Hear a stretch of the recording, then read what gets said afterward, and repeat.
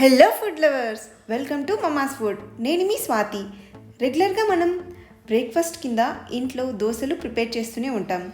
అయితే ఈ దోశలు చాలామందికి మెత్తగా రాకపోవడం, మంచి రంగు రుచి రాకపోవడం లాంటివి జరుగుతుంటాయి.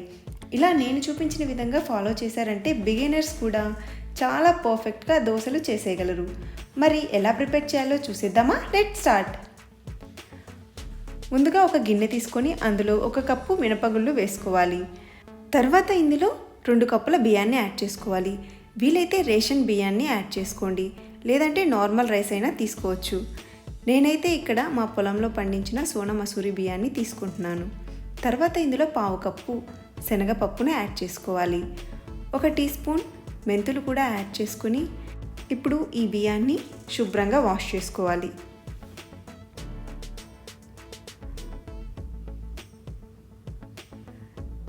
రైస్ని వాష్ చేసుకున్న తర్వాత ఇందులో మునిగే వరకు వాటర్ని యాడ్ చేసుకొని దీని మీద మూత పెట్టుకొని 4 to 5 అవర్స్ అయినా నాననివ్వాలి.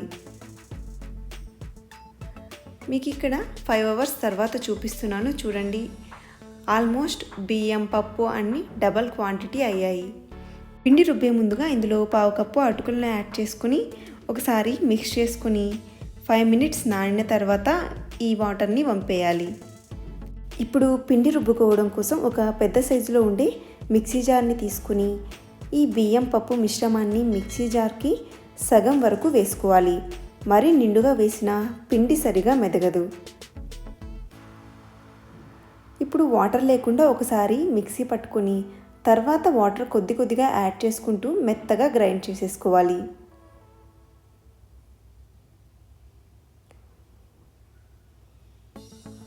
చూడండి, ఇక్కడ వీడియోలో చూపిస్తున్న విధంగా కన్సిస్టెన్సీ మరీ పలచగా కాకుండా ఇలా థిక్గా ఉండాలి. ఇప్పుడు ఈ దోశ బ్యాటర్ని ఒక గిన్నెలోకి ట్రాన్స్ఫర్ చేసుకోవాలి.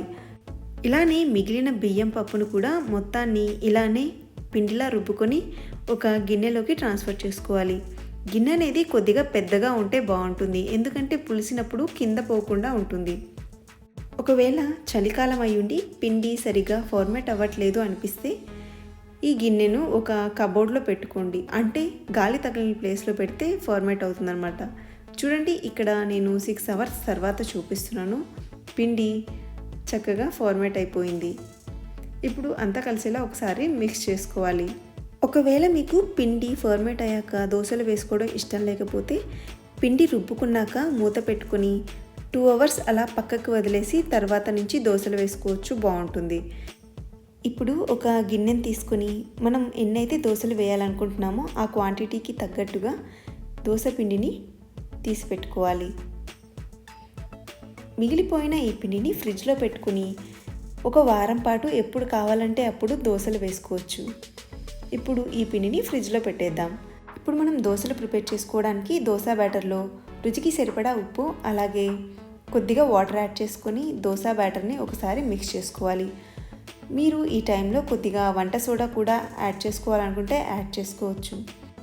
నేనైతే హెల్త్కి మంచిది కాదు అని వేయట్లేదు. ఇప్పుడు ఒక దోశ పెనాన్ని తీసుకుని మీడియం ఫ్లేమ్ మీద హీట్ చేసుకోవాలి.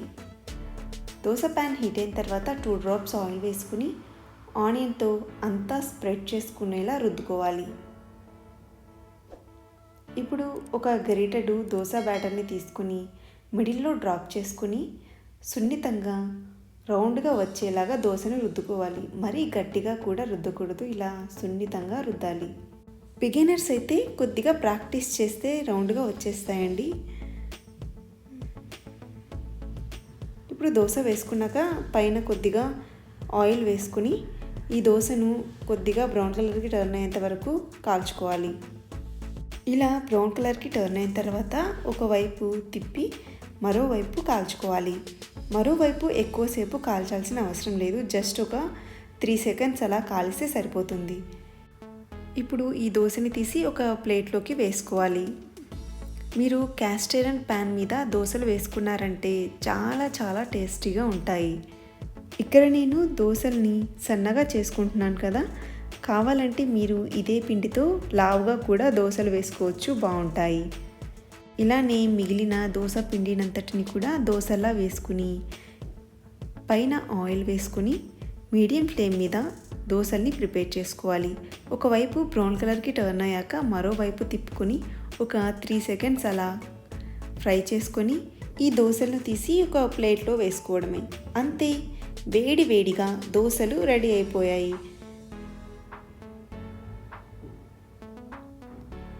మనం చట్నీ ముందుగానే చేసి పెట్టుకున్నాం అనుకోండి, వేడి వేడిగా దోశలు వేసి సర్వ్ చేసేయచ్చు. ఇలా ఈ మెజర్మెంట్స్తో మనం దోశలు చేసామంటే టేస్ట్ అయినా కలర్ అయినా చాలా పర్ఫెక్ట్గా వస్తాయి. చూశారు కదా దోశలు ఎలా ప్రిపేర్ చేయాలో. మీకు నచ్చితే తప్పకుండా ట్రై చేసి మీకు ఎలా వచ్చిందని నాతో కామెంట్స్లో షేర్ చేసుకోండి. వీడియో నచ్చితే తప్పకుండా లైక్ చేయండి. మీ ఫ్రెండ్స్ అండ్ రిలేటివ్స్తో షేర్ చేసుకోండి. ఇలాంటి మరిన్ని టేస్టీ వంటల కోసం మన ఛానల్ని సబ్స్క్రైబ్ చేసుకోండి. Thank you for watching.